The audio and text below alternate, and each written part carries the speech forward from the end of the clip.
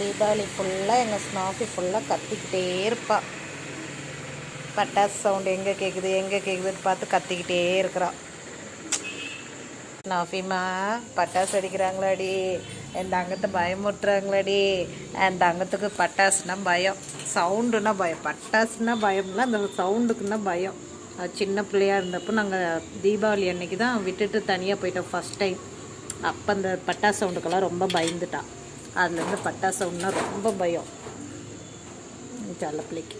ஏம்மா ஸ்னாஃபிமா காது பாருங்க, அந்த பட்டாசு வச்சுட்டாங்கன்னா போதும் இப்படி போயிடும் காது ரெண்டும்.